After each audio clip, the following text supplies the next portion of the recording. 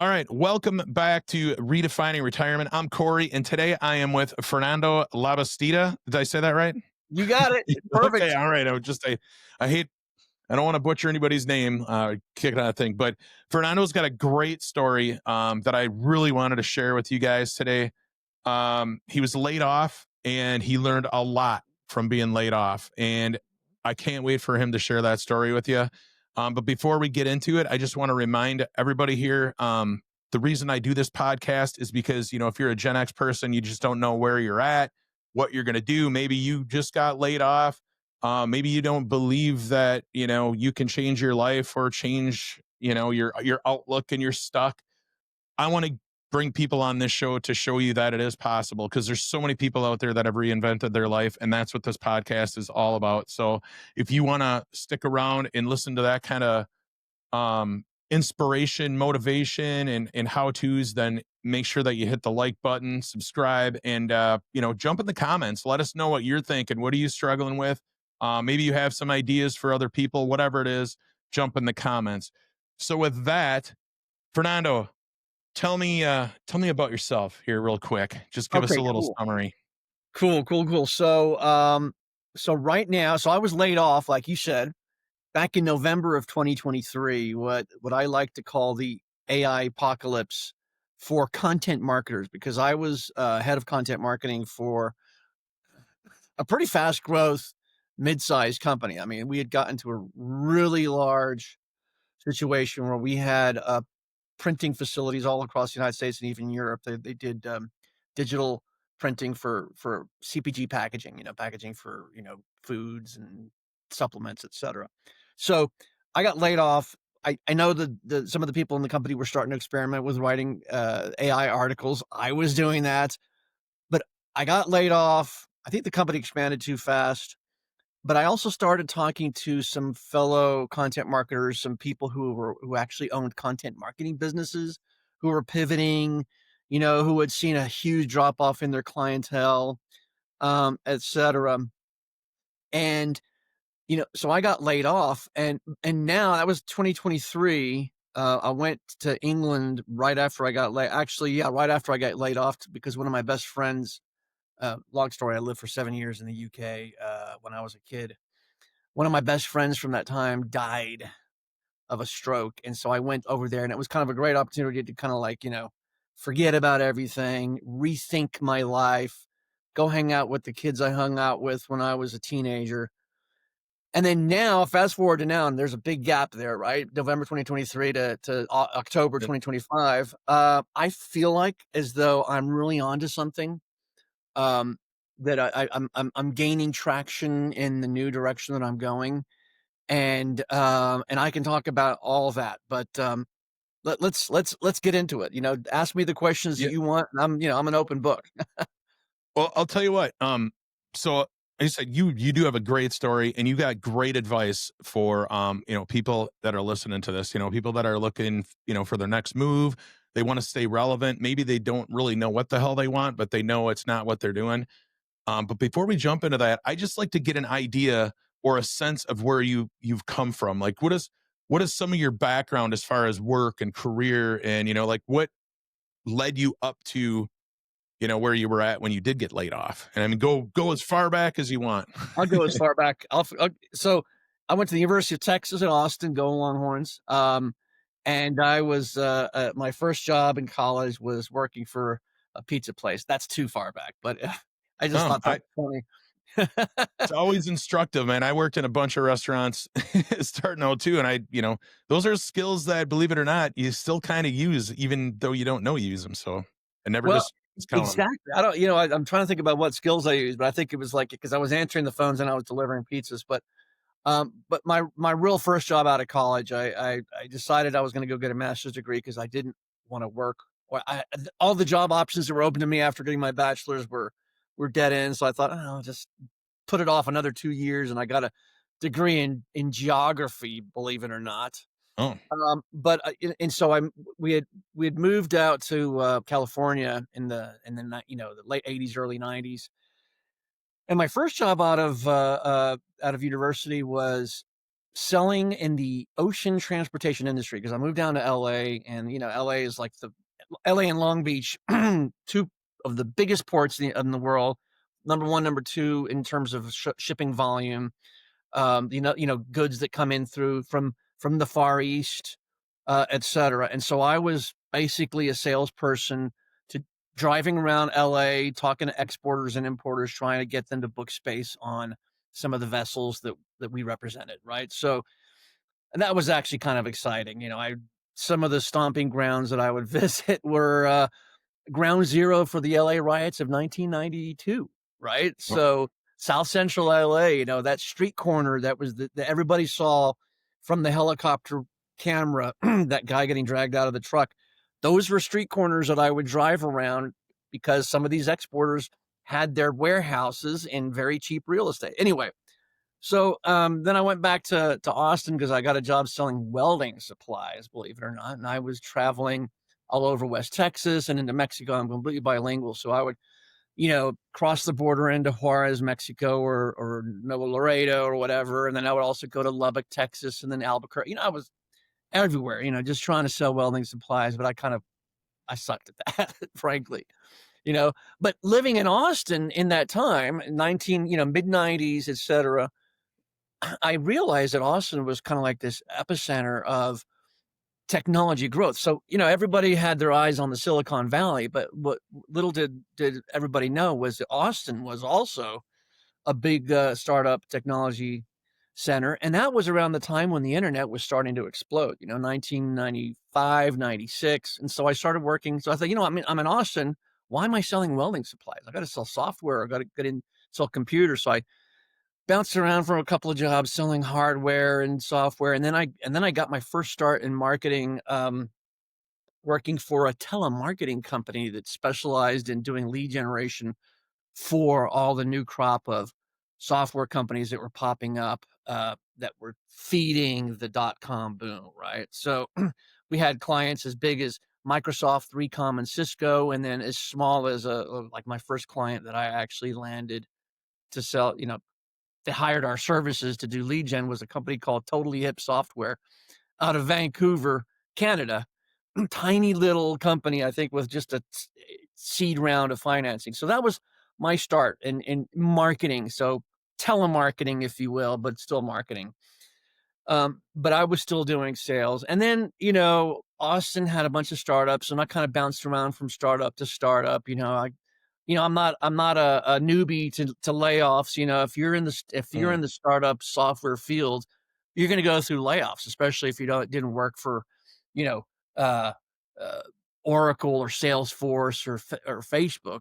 If you work for some of the other, wannabe unicorns, you were going to get laid off, right? So that was kind of par for the course. But then 2008 rolled around, and I had already been kind of feeling that something was going on around 2007 because I started, the whole thing with 9/11 and the Iraq War kind of got me down this rabbit hole of exploring the alternative information sources, and I started reading information about the economy and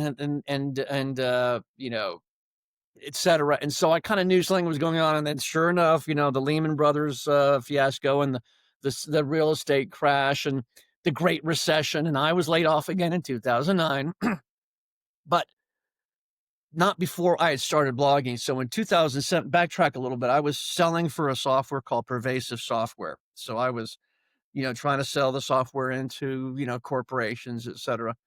But I started blogging. All right, real quick before we keep going, if you're digging this podcast or this video, be sure to hit the subscribe button so that you know the next time this comes out.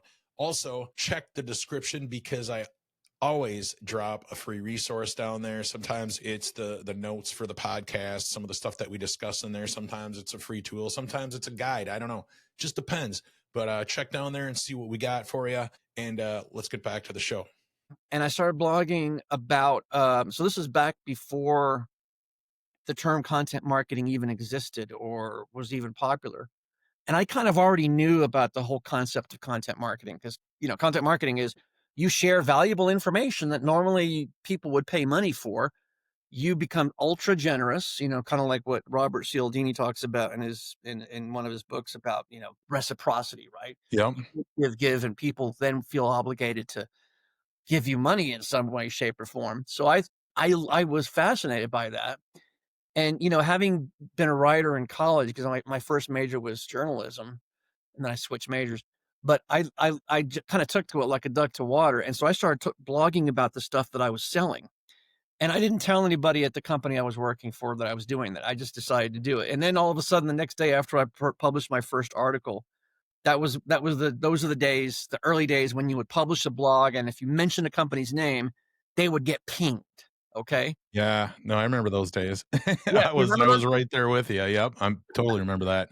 So the marketing director, I was in sales, right? But so then the marketing director, crossing the kind of like the invisible barrier between marketing and sales, came over to me and says, "Hey, I saw you posted a blog article about, what we're doing over here." And I was like, "Oh shit, I'm kind of getting out of my lane. I should be selling, and, I'm going to get in trouble." And I said, "You know what? We want to assign a person to help you SEO your blog." And I'm thinking, what?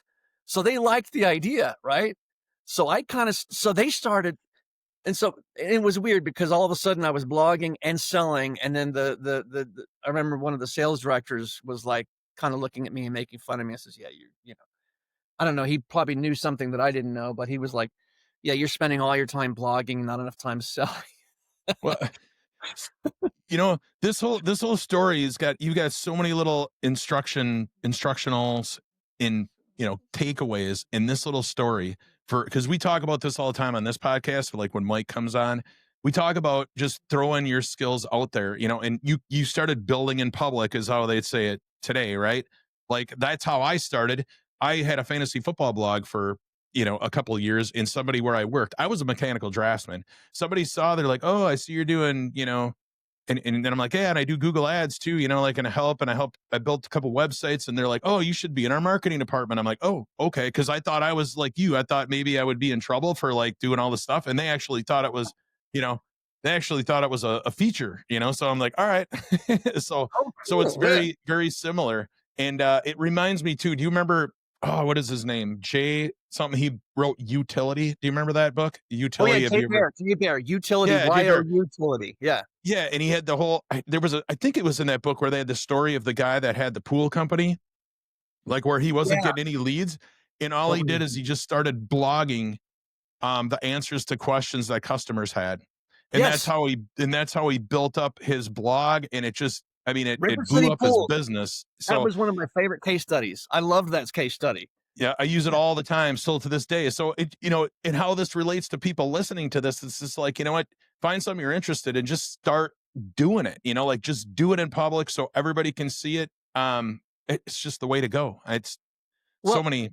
one of the highlights of that period, 2007 to 2009, when I was doing the blogging while I was also selling, was those are the days like, I talked about pinging, right? If you hyperlinked somebody in your blog and it pinged them immediately and they responded.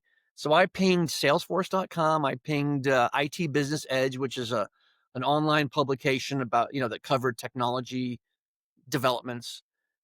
And both people, both those companies, some highfalutin guy at Salesforce who was part of their, early blogging and social media team responded. And then the IT Business Edge people wrote an article about one of my blog posts. Nice. And that boosted the blog. Yeah.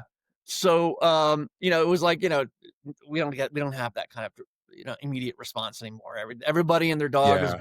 blogging and, not even blogging anymore. It's like, but anyway, what were you gonna say? Oh, I was gonna say the other thing about your story too is like how your sales manager was kind of like, all kind of salty about you not selling, and little did he know, and like you were basically creating like, a little salesman that worked for you 24/7, right? I mean, that's really what a piece of content is. And in a lot of it's like you were selling. You just didn't have to be like on the phone every second of the day. You know what I'm saying? So it's just like, Yeah. and that's still true today, right? Like when you make a video, when we're making this podcast right now, it's just going to sit there and hopefully people are going to see it and it's going to lead them down, the trail. So It's an investment in, it's like buying property and it just keeps on out, gaining in value. It's, you're investing in assets, that's what content, especially if it's, your own thing, which is your podcast is your own property. Something on your blog, your website is your own property. It's cool. I totally agree. And you had the foresight at the time to know that he was, full of crap or whatever. He didn't know what he's talking about. And that's a big thing too. Like a lot of times I know when I was in my position, and I've heard this with other people, they're almost afraid to speak out, or they're afraid to kind of go against the grain a little bit, especially when they have a boss involved, or, they got like income that's like very, you know what I mean? You don't want to, bite the hand that feeds, but this is a great case in which, you did that and it actually worked out and paid off in spades, so yeah. So yeah. Well, it didn't work out at that company because I got laid off in 2009. Okay. All right. Well, either way, it led you down that path, right? Yeah. No, absolutely. Absolutely. So I was my pipeline dried up, the Great Recession, et cetera. It's, it kind of hit everybody pretty hard.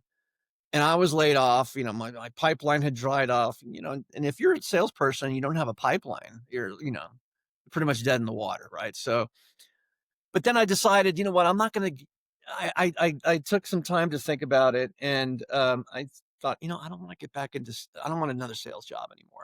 I want to do marketing, and I didn't have any formal education in marketing. And the only thing I knew about marketing was the content marketing aspect of it. But I was bold and, I didn't know what I didn't know.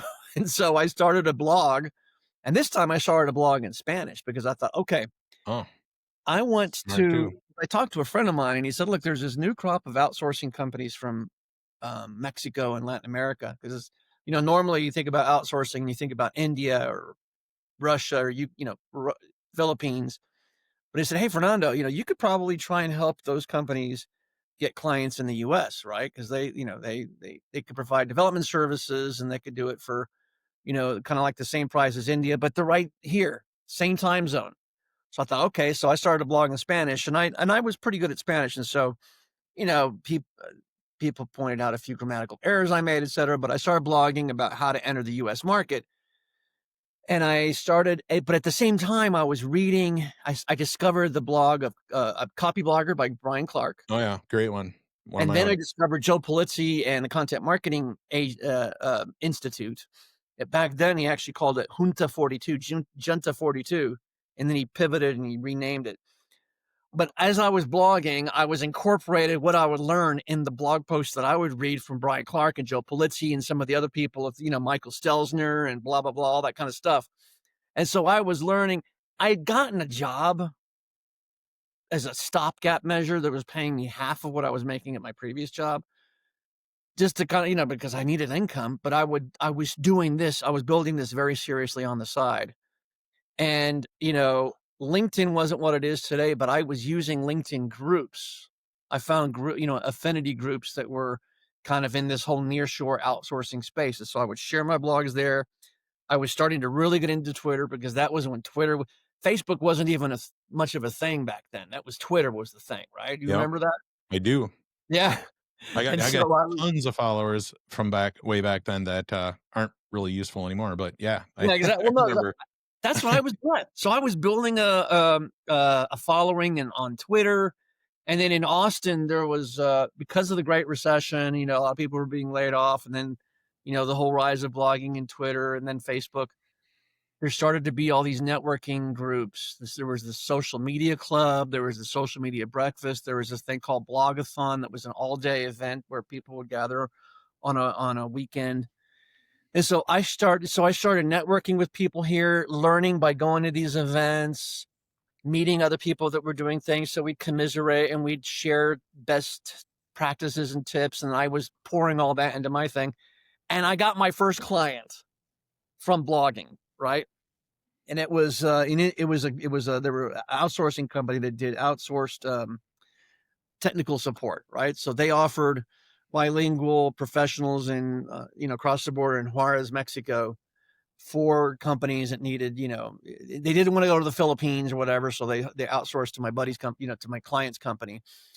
and they were an introduction from a Mexican government entity that had been set up to promote these companies. Because so this is really interesting. So my blogging evolved over this 9-month period in which I just started blogging kind of safe topics, how to enter the US market, 5 steps to sell your, and then I suddenly realized, well, I'm not really getting any traction. Maybe I should be a little bit more controversial. So I wrote this one blog post that was how to compete against India.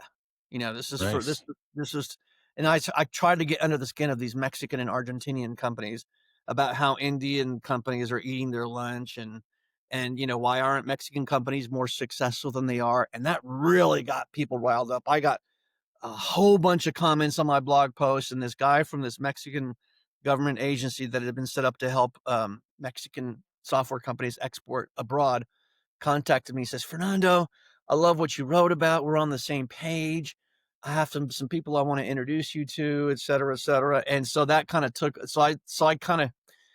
it validated my hypothesis that blogging was a way to generate business and to, and I suddenly realized, well, this is called content marketing because Joe Polizzi had been talking about this, and so had Brian Clark. So, and I became this fan, and I just drunk everything in. It was like drinking from a fire hose. Like everything I could get my hands on about content marketing, I was reading it and devouring it and implementing it, etc. Anyway, I'm not going to give you all. So that was around the 2009, 2010, 2011 time period. Then fast forward to today.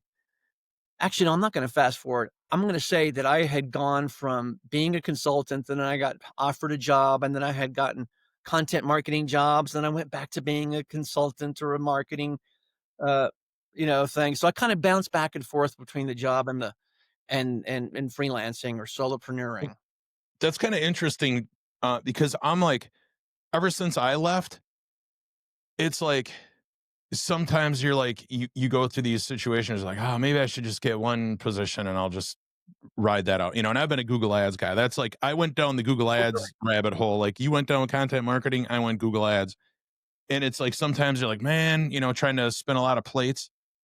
But I always have this thing in me that it's just like, I always like the people I used to have. I forgot who it was. They used to have these shirts that said unemployable.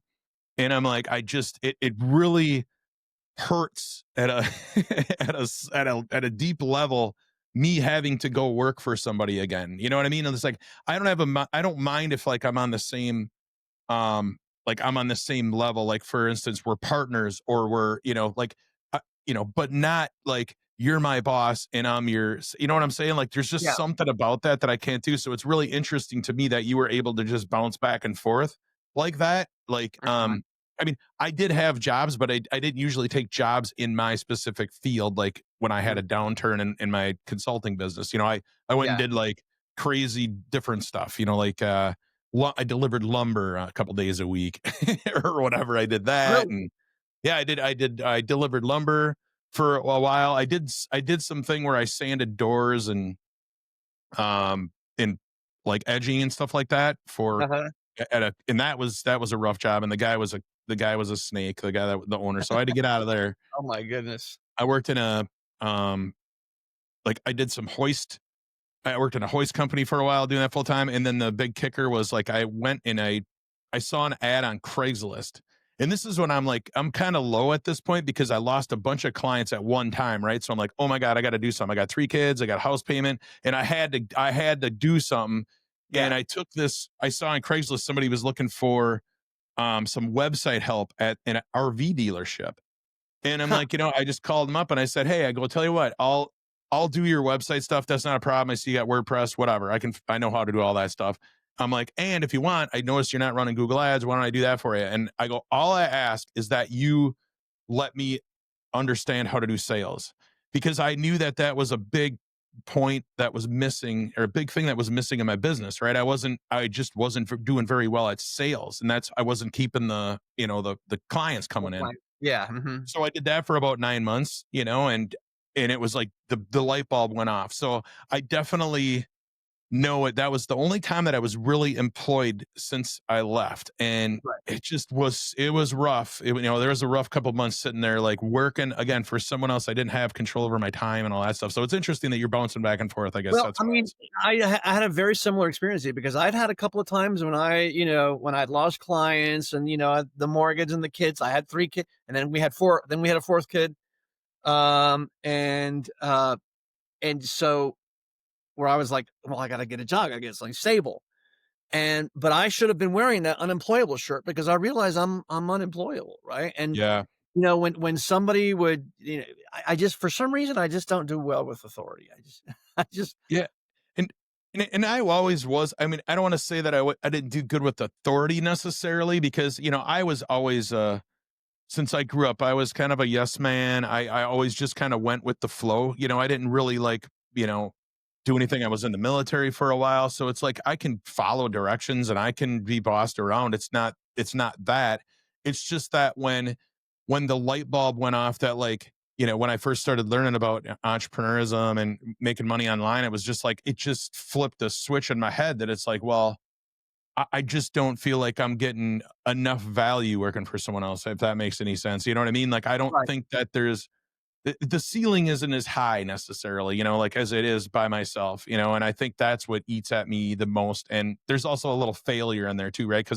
Our fear of failure, because to me, and this is probably going to offend some people, but it feels like I failed if I have to go back and work, No, if yeah. I have to, so right or wrong, that's just the way I feel. Because I did it my whole, half of my life up until I was 40. I was working for someone else, but since then it just feels like I'm going backwards. So Yeah. that's where that comes from. So it's nothing against anybody that's doing that. I'm just saying that's the way I feel. Very similar trajectories. I can't, this is kind of really weird that, you know, very, very similar. So you said something there that triggered something in my mind, and one of my biggest regrets. So a couple of times when I went back to work for a company for the man, right, was then, because I had, when you work for somebody, you don't want to give the impression that you're not giving them 100%, right? Yeah. And so I abandoned my blogging a couple of times, 2 times, right?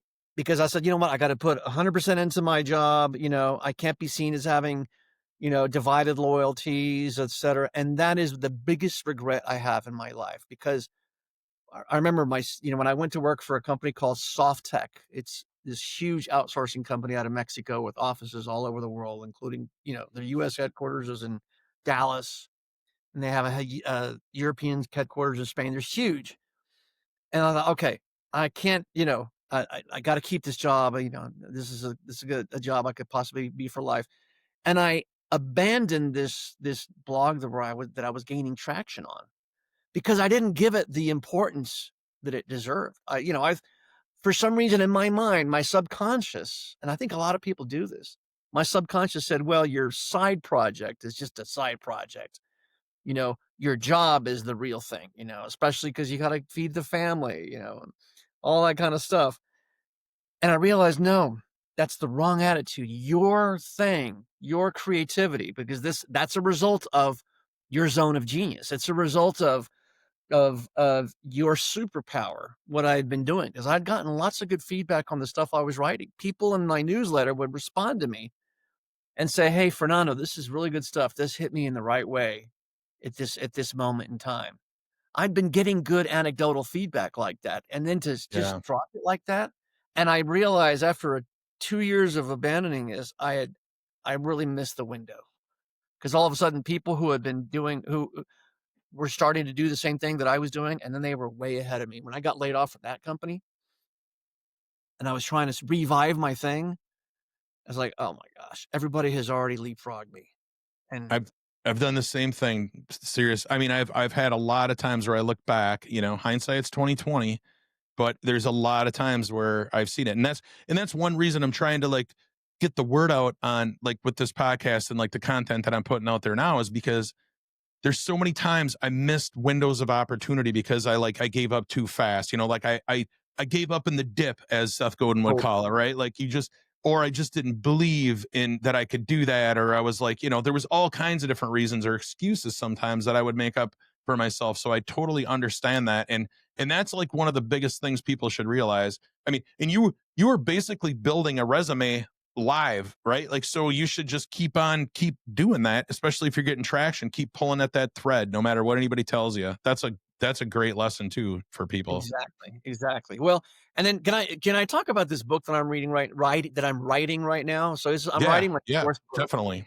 Let's do it. I'm writing my fourth book. It's a mini book. In other words, it's not going to be more than about 20,000 words, 20,000 words.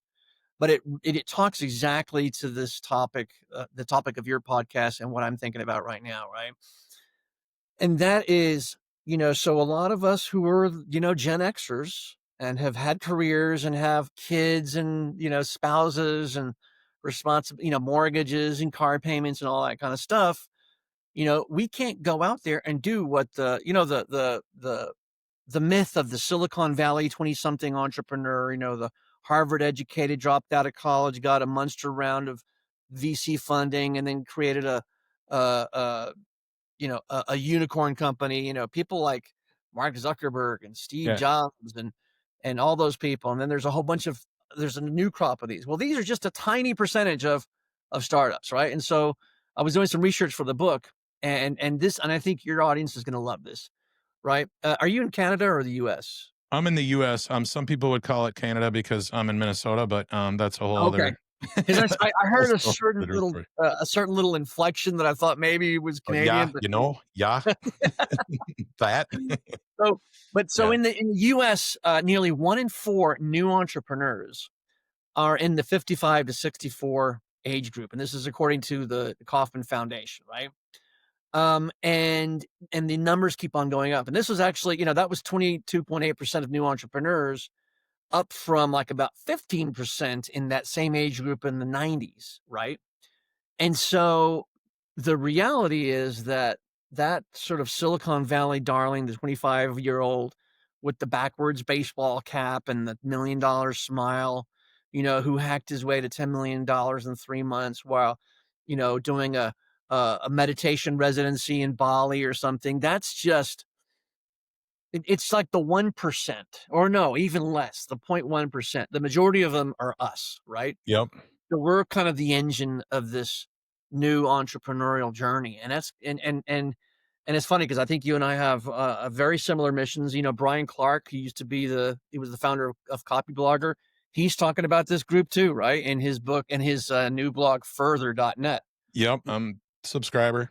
I'm like, no, I've been following Brian since, like you said, Copy Blogger. I was probably there in the first year that they were even writing. So, that's even before because they started writing in 2006, and I just didn't discover them until 2009. But yeah, so I'm bullish. I'm bullish on this group, and the thing is, I suddenly realized, well, darn, I'm actually that cohort as well, right? Yeah. So I'm probably selling and giving advice to people like me, right? And I think that's always a good thing when you're kind of part of your target market. You understand the psychology and the pains and the yearnings, better than if you were kind of coming in from the outside and trying to understand a market that you're not a part of, right? So, so I think that, people like us should take, our zone of genius very seriously, right? There's so many. I've gone down the rabbit hole because I was trying to choose who I wanted to serve like a couple of years ago, because I start to see the writing on the wall with like my other business, and it's just like you get a little nervous when AI's replacing stuff that you do rapidly. Like obviously that's what you're going through too. So I just like, what do I want to do? Who do I want to serve? And that's kind of why I chose this group too, because it's like I've already been there. I get a good response from like my friends because they used to think I was nuts. 2013, like, oh, you're not gonna fill a resume and start looking. I'm like, no, I think I'm just gonna wing it, and I think I can do this. I think I can put ads on the internet and make money. And they're like, okay, crazy man. And then what a concept, right? Yeah, and then I did it, and then they're all like, hey, could I do that? And then it's like I had so much enjoyment. I've become such an evangelist for people. My friends and people my age group. I'm with my son or my son's friends and all that stuff too. But like this group specifically, right? Because we've been conditioned a certain way our entire lives, and we've been through so many different changes. It's like it's so natural that we should even be like this because we were the first ones with computers. We were the first ones with, like the internet. We went through all these different changes, and it's like we got a lot of stuff to sort out, but we also have a shit ton of experience like that we can like apply to everything that's happening right now. And I know we'll get into that a little bit too in a little bit, but that I think we might have the most impact this generation as well, because we're influencing the people behind us because we've been there, right? Like they don't know, like you have no idea if you're like one of my kids, it's like you don't know what it's like to have, the analog world, right? We still remember what it was like to not have this technology. And that's rare, right? And that keeps us grounded, I think, in a lot of things. And so I think this is the best group to be talking to. For me, I just need to figure out my lane a little bit better. Like you figured out over the last year, and I'm hoping that you're going to talk about that too, especially about, the part you got laid off. I mean, it was, devastating, right? I mean, because here we go again, and then, but you came out of it, and your story about how you came out of it was great, so. So if you want, I can get into that as well. So I was working as head of content for this, flexible packaging company. It was actually a pretty cool company. I really liked the concept. I like the people that work there. I don't have any hard feelings with, being laid off. They just kind of grew too much. And then, the whole AI, a lot of things kind of coincided. This was the post-COVID thing. And so I was laid off, and I tell you what, I started sending resumes out, like used, what are all these services? Indeed and all these other services where so I was like sending hundreds of resumes out. I got 0 bites, right? And it was kind of depressing, right? So I can't remember the exact sequence of events, but after I came back from my 2-week trip to England for my friend's funeral, that was November, and then to December 2023, and then 2024. I started kind of getting back into, so I had some severance, wasn't a big runway, but I had some severance. So I started getting back into, I went back to Twitter for a little bit, right? And so I started sharing stuff on Twitter, and I started realizing, because I had written a book. So this is the thing I left out of the story originally. I wrote a book back in 2017, and I self-published. So a friend of mine had self-published, and she kind of gave me the down low on how to do it. And I wrote a book it's called Nearshore Marketing. So it was kind of focused on that thing that I was doing before, helping Latin American outsourcing companies get clients in the US. And so that's that book. So I had already had a book under my wing, right? And, writing a book, it just kind of feels like such an accomplishment, right? Because it seems like such a big task, right? Yeah. And then it is. My secret was just do a little bit each day. I said, look, it was like the 10-minute rule for me. Just dedicate 10 minutes every day to doing it. So I would sit down and said, I put my timer in 10 minutes, and inevitably I would go, on to like about an hour, even an hour and a half, right? But if I sat down for 10 minutes, it's like running. If you want to start running, say, look, just go out there and run around the block. If you can run around the block every day without fail, and then all of a sudden you think, well, maybe 2 blocks, or, so that was, anyway. So it's a great hack. I did it. I do it with like guitar playing. I've done it with so many different endeavors. That's a great hack. Just start small. You trick yourself into thinking like, it's only going to be 5 minutes. And next thing you know, you played guitar for like 2 hours, or like you said, I do the same thing with running now. Like you said, I'm just going to run as slow as I possibly can for like the first couple blocks, and eventually you speed up, and then it's like, there's 4 miles. So totally great hack for anybody out there. Exactly. It's a great hack. And so I thought, okay. So then and when I wrote that first book, I kind of became as the nearshore marketing guy, because my book was called Nearshore Marketing. And I actually got invited to write a column in Mexico and to speak at a few conferences in Mexico.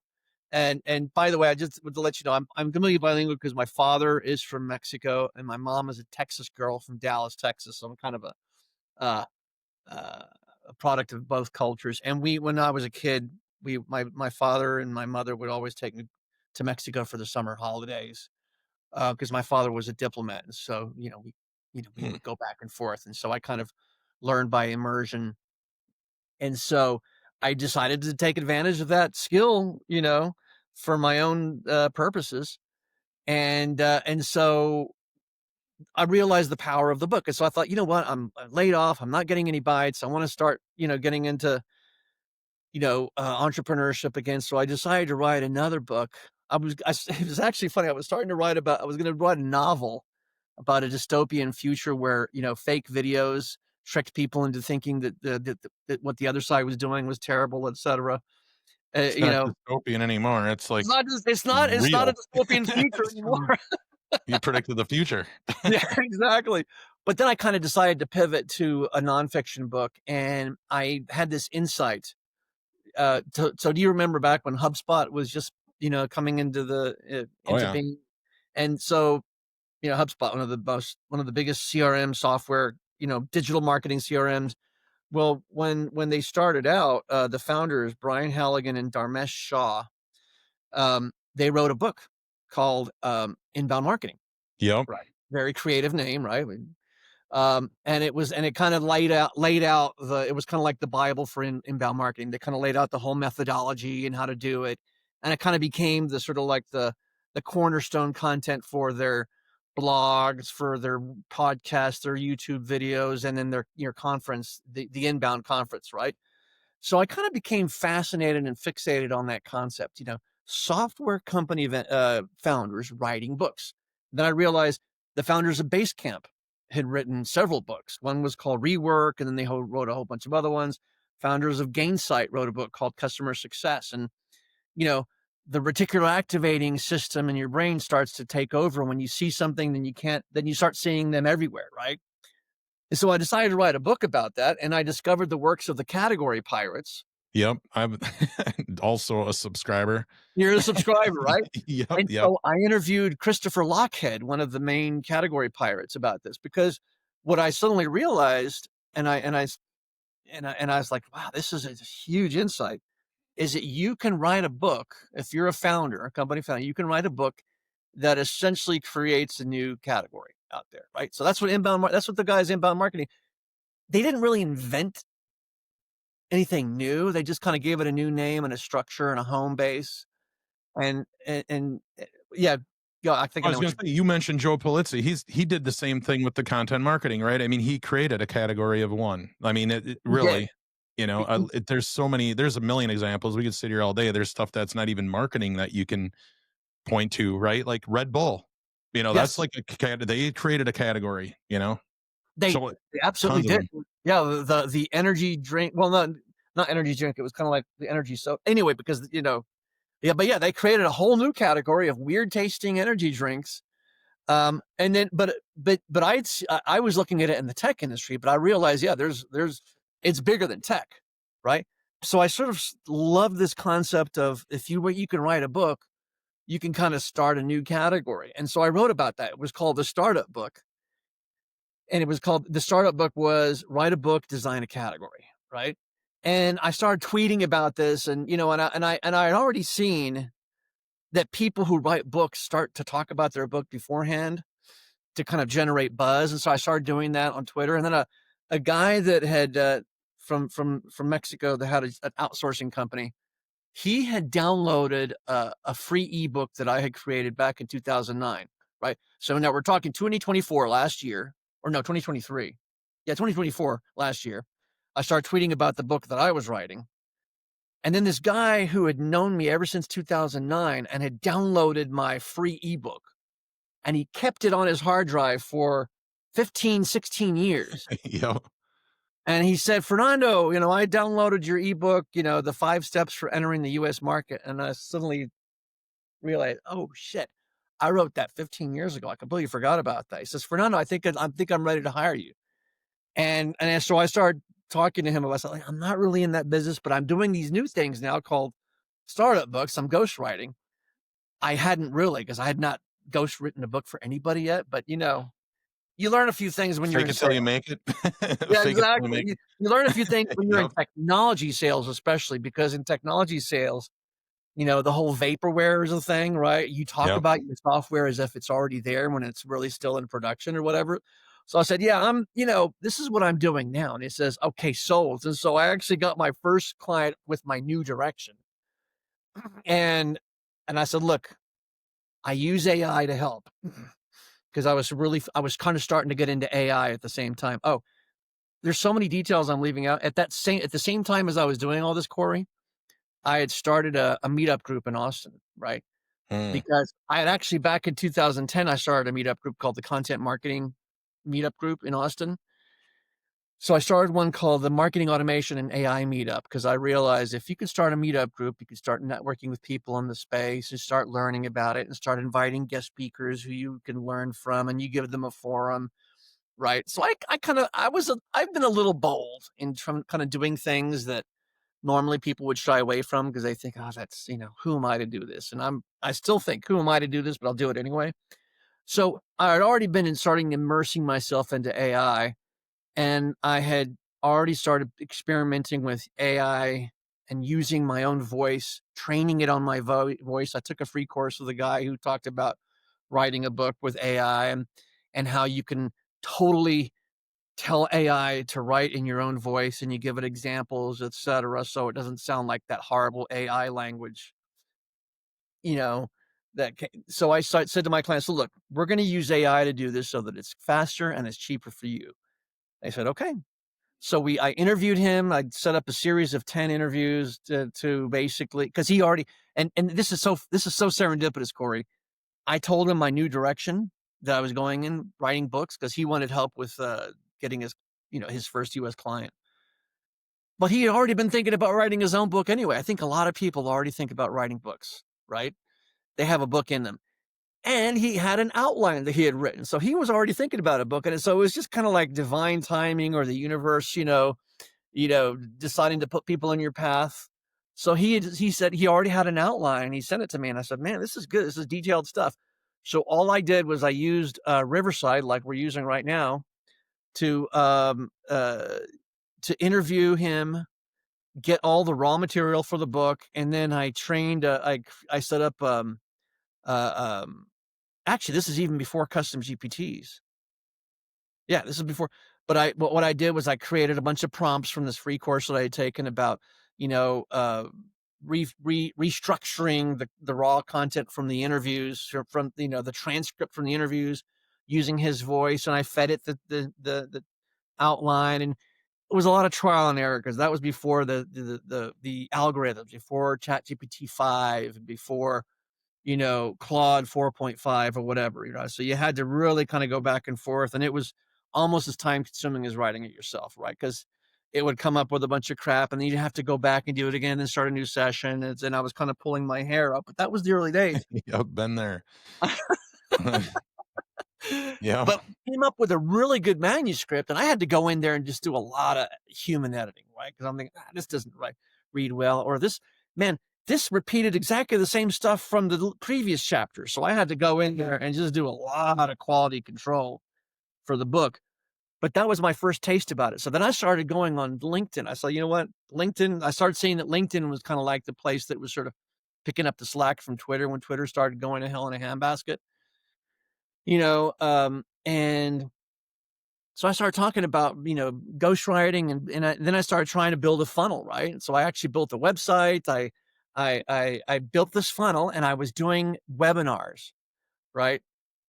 Because I had previously been really into the whole webinar thing, and I actually organized 2 years previously, after I got laid off from SoftTech, and I was trying to revive my content marketing thing that had already lost so much traction, like I said before. I had been doing these things called mini conferences. Do you know who Pep Laya is? I don't think so. I don't think so. So Pep Laya, he's originally Estonian. So Pep is spelled P-E-E-P. So it looks like Peep, but it's pronounced Pep. And then Laya is Laja. Looks like Laja, but it's Laya. So Pep Laya is the CEO and founder of a company called CXL, which is a conversion Oh, optimization now company. I know what you're talking about. Now I recognize CXL. Totally. Right. Yep. So what Pep was doing back in 2022, 2021, 2022, I've been seeing him on LinkedIn doing these things called mini conferences. And that was his big lead generation play at the time. So mini conferences, you set up a 4 to 6 hour virtual conference, using either Zoom or some other online platform, and you recruit speakers. It's a free thing, right? And you recruit speakers to speak within a 30-minute window. That's why it's a mini conference. And so he would have 6 or 8 speakers that would speak from like 10 in the morning all the way to like 2 or 3 in the afternoon. They would have 30 minutes, 20 minutes to give their presentation, then 10 minutes for Q&A. I thought, wow, okay, that sounds cool. I should do that. And I started doing that for that content marketing company that I was doing. And I actually had pretty good success. I invited some gurus in the space in Mexico and in Latin America, Colombia, Argentina, and I got, I was able to attract about, over the space of like, I think I did 2 mini conferences and a bunch of webinars. I was able to get like 1,000 extra subscribers to my newsletter from that. So I had that in the back of my mind, right? And I realized, well, I'm actually pretty good at doing this because I have this personality that somehow sometimes people think that I'm like over rambunctious or whatever, but I suddenly realized I could I can, direct that energy into being an MC, a master of ceremonies, I guess. And so I was really good I started really being good at that, but it wasn't the thing that I was focused on content marketing. Little did I know that was kind of this latent superpower that I now started to realize I have. I just thought it was just one of these things that, there was a fluke, right? So fast forward to this book thing, I was starting to use webinars as a way to get people interested in my book ghostwriting services, right?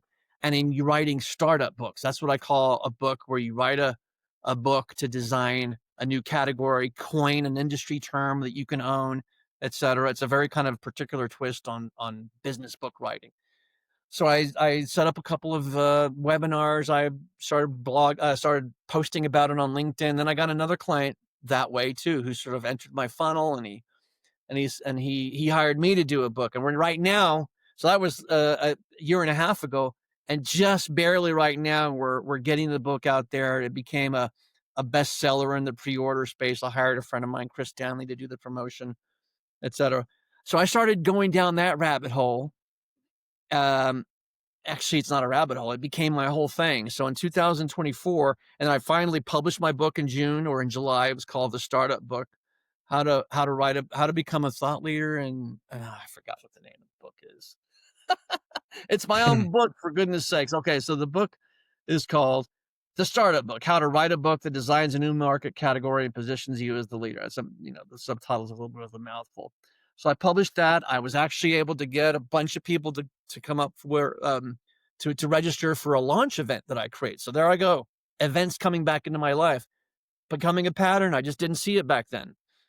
So I organized a 3-hour event. I had some really cool guest speakers. I had a bunch of people sign up. I was able to get early traction on Amazon, #1 new release in the category. And then I actually got a bestseller badge for a couple of days. These are things that you can game, right? I think I wasn't so much gaming it as I was actually gaining traction and getting people to buy it, and they were liking it. And I got I got 15, really positive reviews on Amazon. And then something happened. So I realized, well, I discovered I had prostate cancer about a year before that. And I lost my health insurance because I got laid off. Right. So, and I know that I knew that I had to get the prostate cancer taken care of. I had gotten divorced and I got remarried. So I got divorced in 2018. I got remarried in 2023. My wife is from Mexico, and I kind of travel back and forth between the United States and Mexico. So I live half the time in Mexico. I'm in Mexico right now, and then half of the time in Austin. and she has a really good health insurance with the Social Security system in Mexico. So luckily, she was able to put me on her health insurance over here. And right after I launched my book in July of 2024, I had to have my surgery in September. So a year, like 13 months ago today, I had the surgery, and that kind of interrupted the momentum that I was. It wasn't a big interruption, but it was like a moment of reflection, Yeah, right? for sure. I It bet. was a it was a moment of reflection. I had like a month recovery where I still had when I had a catheter, and I had to, kind of like stay at home and do this. And I was still working on my other, so both my clients work. And then my client hired me to be a fractional CMO, the first client, the one I did the very first book for. I convinced him to hire me as a fractional CMO. And it's funny because these are two different directions. So this is me trying to explore, trying to pivot, and trying to do what you were saying, trying to find my lane, right? So I thought book ghostwriting and helping people write their startup books and design their category through their book was the thing. At the same time, I was doing this fractional CMO thing for this client in Mexico. And then I organized a 3-day, 16 speaker virtual summit for him. So just like Pep Laya had been doing the mini conferences, and I did that for my previous business, I had seen a couple of other people do virtual summits. So are you familiar with Matt Ragland or I know Kit, right? Yep. Yep. Yeah, I've seen those. Yep, for sure. Kit, the email marketing thing. So Kit and Matt Ragland had joined together. This is kind of like at the beginning of 2024 or end of 2023. So I'm jumping back and forth in timelines, but it'll make sense in a minute.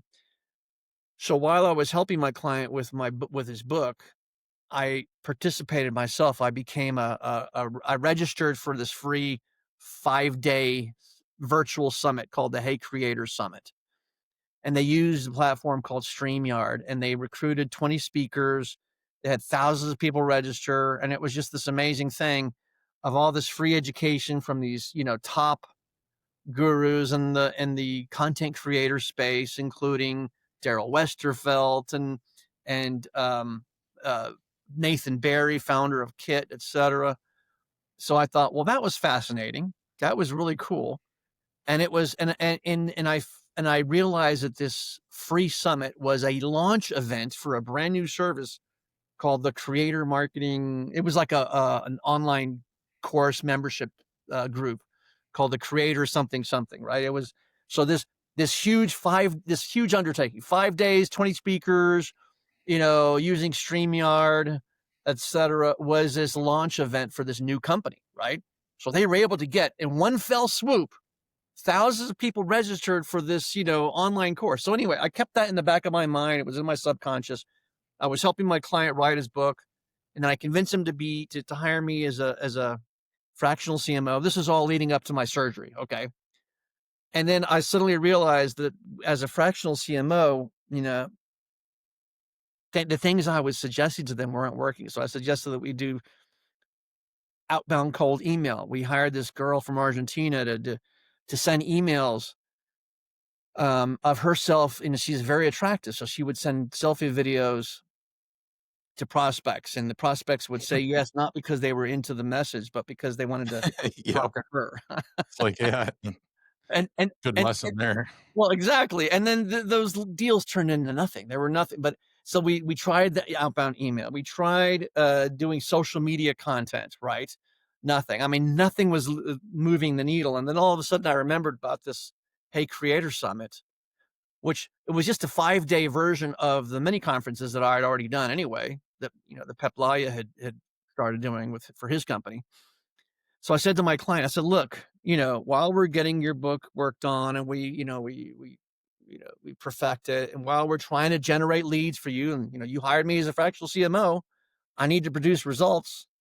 I'm feeling like we kind of need to do this sort of last hurrah because everything I've been doing isn't working. Why don't we try a virtual summit? And he seemed to like the idea. And we, instead of doing a 5-day thing, we decided to do it for 3 days. And I said, look, give me a list of people that you want to invite us who would be good speakers. And he gave me a pretty substantial list. We came up with an email to invite each one of the speakers. Would you like to be a speaker at this thing called the AI Smart Summit? So it's funny because in Mexico and Latin America, they use a lot of English words because it's kind of a prestige thing. So even though the conference was going to be in Spanish, the name was called the AI Smart Summit, because my client's company was starting to get into implementing technology solutions for companies that included AI. Okay. And so all of the speakers that he gave me in the list said yes. So I'm thinking, okay, I've never organized a 3-day multi-speaker summit, but I was trying to research as much as I could about it, and I didn't really find that much information. So I was basically winging it. And so for like 5 weeks, just 5 weeks of furious activity, inviting the speakers, coming up with the website and all the copy for the website, trying to learn how to use StreamYard, connecting StreamYard to Kit because we were going to use Kit to start nurturing all the registrants. And we used Zoom to connect them. And so whenever they register through StreamYard, they became a subscriber in Kit. And then we would send email updates just to keep them excited because it's a free event. So if they register for free, they forget about it. They don't want to show, they're not going to show up the day of. I had to keep them excited about it. And I said to my client, listen, we need to do some advertising and some PR. What budget do you have? And he said, 0. Yeah. But okay, how, I've promised my client that we're going to do this. We've recruited all these speakers, including a Mexican senator. They're going to be sorely disappointed if there's like 2 or 3 people in the audience. This is going to be a complete disaster. So I thought, what the hell am I going to do? We have no budget for PR or advertising. So the only thing I could think of was doing what you and I are doing right here. I thought, let me get the speakers on an interview. Let me interview them, right? To kind of create this teaser content that we can then just spread across LinkedIn organically. Because if people see this topics that we're talking about, if they see that we're interviewing this person who's famous in Mexico for this or that person, and that if they could learn more if they register for this conference, then we did that. So I interviewed 13 of the 16 speakers. I started using ChatGPT to turn those into LinkedIn posts. I started using Riverside's, because Riverside's do the little short vertical videos. Yeah. So we got all those interviews up, and so we kind of flooded the airwaves with all this content about this upcoming conference called the AI Smart Conference. And I started posting this from my client's account, right? So he gave me the keys to his LinkedIn account. I was sharing it from his account. People started registering, but then all of a sudden these other people that had audiences came and said, hey, Fernando, we could promote this to our newsletter. Or, hey, Fernando, I can send this to all my WhatsApp groups I'm a member of. And then I reached out to one of Mexico's largest chambers of commerce. Said, look, we think your members would like this. And they said, yeah, I think they would, but you need to put our logo on the website as the co-organizer. So I'm thinking, oh, my client's not going to like that. So I said to my client, listen, this huge chamber of commerce wants to promote it for us, but they want us to put their logo as the co-organizer.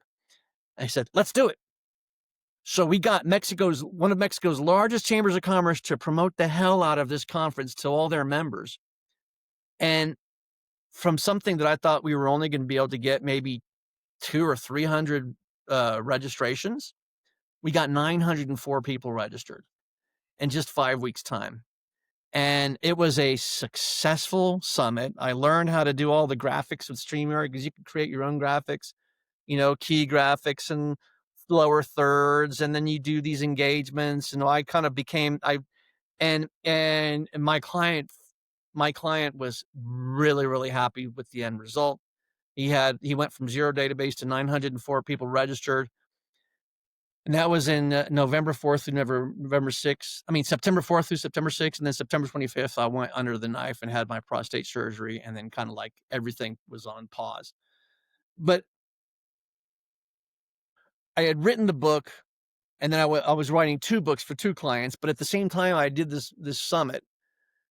And the lesson I had from the summit was, if you interview people and you repurpose it with AI. So Riverside has AI in their algorithm that that extracts the most significant moments and Oh makes yeah. a bunch of short videos from it. And it also gives you the transcript. So you take the videos and then you also get the transcript. And then if you create a custom GPT and you train it exactly in your voice and how the style that you want for LinkedIn posts, for example, then you could turn those into a bunch of LinkedIn posts. So I kind of pivoted away from book ghostwriting and said, look, so this is, I went after the surgery, I went for radiation therapy in another Mexican city called Querétaro. And that started in January. So September 25th of 2024 to January, I started my radiation therapy. And so I started selling this new service, which is, look, I'll interview you for 30 minutes every 2 weeks, 45 minutes to find out about your origin story, to get your, to find out what you do in what's the day in the life of you, Mr. Founder, because my whole pitch was to company founders, technology company founders, since that was my background. And you too can become a thought leader without you having to think about how to craft a LinkedIn post or how to write a newsletter, article, etc. You keep on being the CEO. All you have to do is just answer my questions, tell your story, and we'll turn that into a bunch of content. And somehow that seemed to gain traction. So I kind of called some people in my network and I kind of pitched it to them. This was sort of like my trial balloon, right?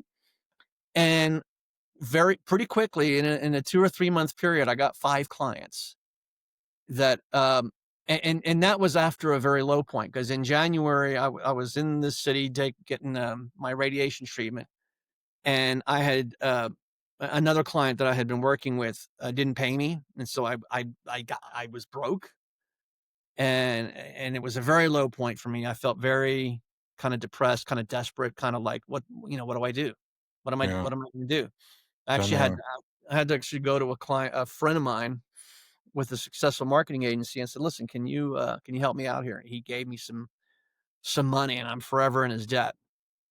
But I sat down and I kind of visualized, what do I want for my business? What do I want for myself? And I sort of visualized success. I visualized, I'd been reading this book called, what's the name of the book? Psycho-Cybernetics, a book that was Oh, written in the 60s. long time. Maxwell, right? Is that the? Yeah. Yep. Maxwell something Maxwell. So I started using his visualization methods. And then I started scheduling calls with people that I knew from my past and people that I knew were involved as owners or as investors or as CEOs, but people who, who were friends of mine. Right. And I pitched this and they said, like one by one, people said, this is great. This is fantastic. This is kind of what we need. And then I started posting a bunch of my own content about this whole concept. And I had a couple of other friends. And so it's funny because I wasn't really going viral on LinkedIn. I was just sharing content about what I was doing. But most people don't create content or even comment. They just kind of see what you're doing. They're kind of lurkers, right? Yep. That's a big one on LinkedIn. I hear that, people say that. Yeah. Well, and then one of my friends who had been seeing what I was doing said, hey, Fernando, he sent me a WhatsApp message. Said, hey, Fernando, let's get on a call. I want you to tell me more about what you're doing. So I pitched him about what I was doing. And he became my 4th client. He said, let's do it. Send me a proposal. I sent him a proposal. That moment, he sent me the money. And then somebody else introduced me to somebody else I never even heard of.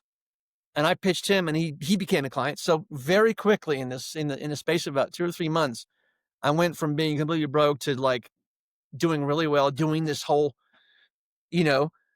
content. I call it a content cascade. And then I kind of pivoted to the viral genius framework because a friend of mine actually gave me that name to use, but it's really a cascade of content where it's like, it's organic content because it comes from the founders themselves, Yep. their stream of consciousness, rants and raves and answers and stories, etc. And all I do is I use AI to amplify it. And it became a service, right? So I guess I'm thinking to just kind of tie this up a little bit here. I'm just kind of looking over your story and it's like there's a lot of lessons. I mean, we touched on a few of them earlier, but like this last section, I think, is extremely instructive to people that are listening to this, because we're all going to have health issues at this point, right? We're all going to have, stuff like ageism. We're going to be laid off. We're going to have all of this stuff. And you just went through like every freaking, every scenario in the last, you know what I mean? Like you had cancer, for God's sakes. I mean, so you have to deal with that. You've dealt with divorces. You said you have 3 kids. So I'm sure there's something that we don't even know about going on with that, or 4. Yeah. There you go. Yeah. So I'm missing that too. But it's just, I think the big takeaway for me and for anybody that's listening to this is just like, that's why you need to be doing stuff. You need to be working on stuff on the side, because you just can't depend on one thing. And every little thing that you put out there is worth something, right? It's a little sales guy that's just waiting for the right moment, and you're going to go through low points. I've had plenty of those over my journey, and even in the last year or so. I mean, so you never know. I'm like, I'm like bipolar, I think, sometimes, because I'm like, why am I being an entrepreneur? This is so stupid, but then the next year it's like, holy crap. So, but I think it's just a natural way that it's got to be. And I think that's the most, what am I looking for? Like the most, future proof going forward, right? Because it's just like, we can't depend on anybody else other than ourselves, to be honest with you. I mean, sure, there's going to be people that'll help us along, but like ultimately, the more bulletproof you can make yourself, this is how you do that, and that's going to help you get through all of this stuff. And you've come back so many different times, and I think that's just a testament to exactly what, why this works. And I think if there is one thing that I would ask you before we get out of here is like, what is the big takeaway in your mind?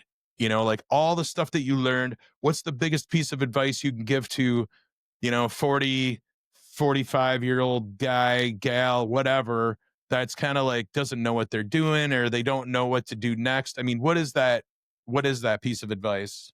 Okay. So there's 2 pieces of advice kind of rolled up into one. Number 1, you gotta be bold, right?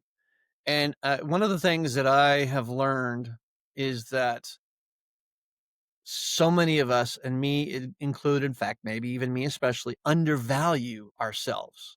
Yeah. We undervalue these talents that, and the reason why we do this is because we have skills that other people find very valuable and they don't have.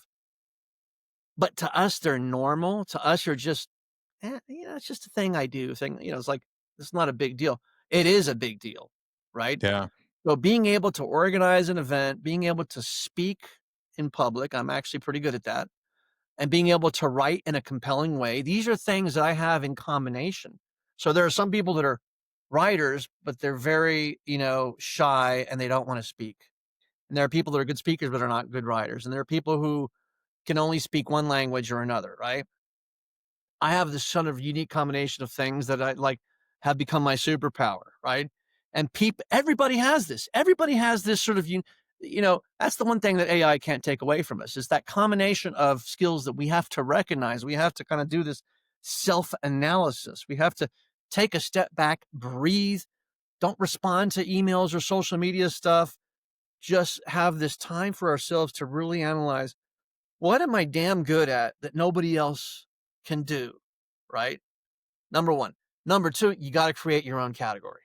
And I don't know if you picked this up in that interview I did with Russ Henneberry, but I remember we were in this Russ Henneberry, which this thing called theClick, has this group called the Boardroom. And in the boardroom, it's like, it's people who are all exploring AI as a business accelerant, or as a skill to use in their business, or even as something to sell, right? And there was a person there. I'm not going to say if it was a man or woman, because I don't want to, harm the Yep. innocent. But there was a person there that was like, well, I tried to sell AI services to some companies, but there was just no interest. I'm thinking, wait, no interest? And I suddenly realized why. It's because they were putting themselves in a commodity situation where they were like selling the same thing that thousands of other people now are selling, right? Without differentiating themselves. But if you create a category, and I started to get into this with my whole startup book thing, and now I am fully immersed in the whole category design thing. If you design your own category, which is a unique spin on something, and it's actually a new, you can create a new category that with its own languaging, just like HubSpot did with, inbound marketing and other companies have done. You become the only person in the world that does this or that, or you're the AI person, but for this industry, or you're the AI person, but does it for this, right? And the key to that is figuring out who your target market is. What is the problem? Because has to be very problem focused. If you tell me about my problem, I know you want to help. If you tell me about your solution, I think you want to sell me something. That's a very distinct difference that you have to keep in mind. So with category design, you got to focus on a problem that has not been resolved before. Maybe it's not immediately apparent. It's kind of like under the surface, or it's non-obvious. And if you can figure out how to solve it in a unique way, you've designed a new category for yourself. And I think every single one of us who have been laid off or who have started a new company for the second or third or fourth time or fifth time, I think this is my sixth time. We need to design a new category, come up with a new term, focus on a niche that's kind of an abandoned niche, or maybe a niche that's already exists out there, but that they have a unique problem that hasn't been solved, but you can solve it with your unique superpower that only you have, your DNA.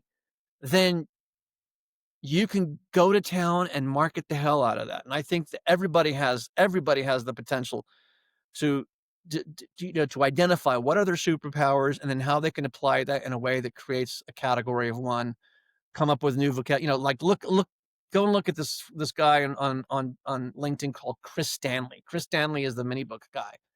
He's just one guy living on a boat with his family. He's living this life. He's living a fantastic life. He lives in a boat off the coast of North Carolina, and they regularly go up and down the U.S. coast, and they're homeschooling their kids. I mean, this is fascinating. He's one guy who came up with this category called the mini book category. He's calling it smart publishing, based on building a business on a series of mini books. That's a category that he invented, right? Yeah. The category pirates do mini books, but they're not using it as they're focusing on the category design category. That's very meta. Yep. And they're writing mini books, but Chris Stanley got their permission and says, look, can I run with this as a new category? And and I'm doing this whole strike marketing thing, which is a new thing, which I haven't talked about. Strike marketing is, a lightning strike is a kind of almost like a publicity stunt, or this big event that kind of puts you on the map in a very big way, kind of like, a Super Bowl ad for a startup company, which can put them, GoDaddy did a Super Bowl ad in 2004 that really put them on the map of mainstream America. That's a lightning strike. My version of the lightning strike was the virtual summit. And so all of a sudden I realized that I was taking this AI-driven content cascade of interviewing the founders for 30 minutes and using AI to sort of splinter that off into different pieces of content across channels and formats. I realized I took that out in isolation when I should have packaged it as a part of a whole, which is this whole virtual summit thing, which I'm calling the virtual strike. So I'm taking the concept of lightning strikes, which was what the category pirates talk about, and I'm using it, and I'm running with this, because a virtual summit is a type of lightning strike. It kind of, with my client, it put him on the map. He's now known as the AI smart guy, right? He got, in one fell swoop, he got 904 leads.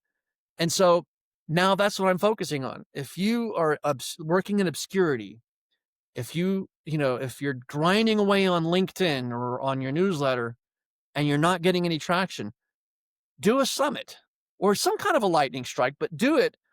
And then I'm using the content cascade as a way of promoting the summit, which is what I did in the first place, but I just kind of splintered it off into a separate service. But I realized something's missing, right? We need something to be building up to, instead of just the slow grind of constantly sharing content on LinkedIn every day, which will pay off in 18 months maybe, or 2 years if you're consistent. But who has time to waste, especially those of us who were in our 50s or 60s, right? We need to make an impact now. Yeah, I agree. So just to wrap it up, if people want to know more about like to do this or to learn more about your story, where should they go? Well, they should go to startupstrikes.substack.com. Okay. Okay. And then we'll get that in the show notes. And then you're on LinkedIn too, right? I'm on LinkedIn. Obviously. Okay. So I'll put a Fernando link to that. Labastida. Yeah. Cool. All right. Well, Fernando, it's been this has been a really great conversation. I mean, it's like so many great examples for people to take away. I mean, you've gone through so many different scenarios. You know, like there's so many objections out there that people can have, like, oh, I shouldn't start a business for this, or I shouldn't be doing a side hustle because of that. And it's like I just feel like you wiped out like, you know, a large majority of those just by, you know, all the stuff that you explained to us. And again, everybody out there that's listening to this, well, just I'm Corey. You can find me at redefiningretirement.io and, you know, all the other places. You Google my name, you're going to find me somewhere. Redefining. But yeah, stick around. Make sure that you subscribe. Make sure that, you know, drop a comment. Like, you know, do you have a story like Fernando that you want to share?